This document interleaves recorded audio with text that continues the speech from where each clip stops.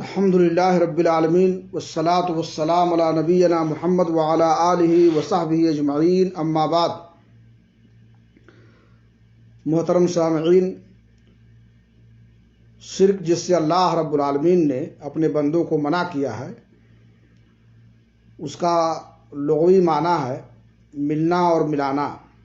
اسی سے ہے شراکہ، جس کا معنی ہے کسی خاص کام کے لیے ایک سے زیادہ لوگوں کا باہم ملنا اور اکٹھا ہونا۔ یہ تمام شرکاء میں نقص اور کمزوری کی دلیل ہے، کیونکہ اگر ان میں سے کسی ایک کے پاس بھی مادی یا معنوی قوت ہوتی جس سے وہ مستقل طور پر کچھ کر سکتا تو اسے کسی دوسرے سے ملنے کی ضرورت نہیں ہوتی۔ شرک کی اصطلاحی تعریف ہے اللہ کی ربوبیت و الوہیت میں اس کا کوئی شریک و ساجی بنا لیا جائے، یا غیر اللہ کو اللہ کے ساتھ لائق عبادت و اطاعت سمجھ لیا جائے۔ اللہ تعالیٰ کے ساتھ کسی کو شریک ٹھہرانا یہ علی العموم سب سے بڑا گناہ ہے۔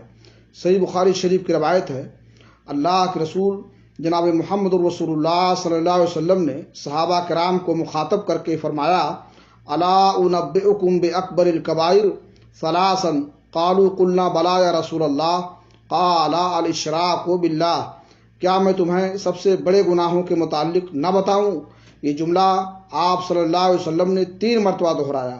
صحابہ کرام نے عرض کیا، کیوں نہیں ہے اللہ کے رسول، آپ ہمیں ضرور بتائیں۔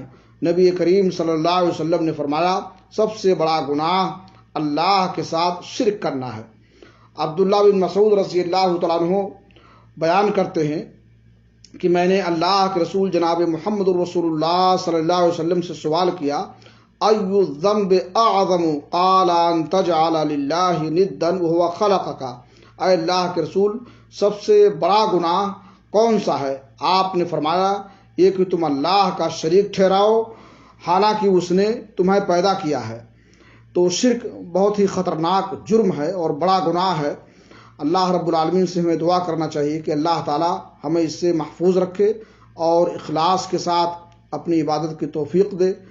اللہ رب العالمین ہم سب کو شرک سے محفوظ رکھے۔ تقبل یا رب العالمین۔ وصلی اللہ علی نبینا محمد وعلی آلہ وصحبہ اجمعین۔ السلام علیکم ورحمۃ اللہ وبرکاتہ۔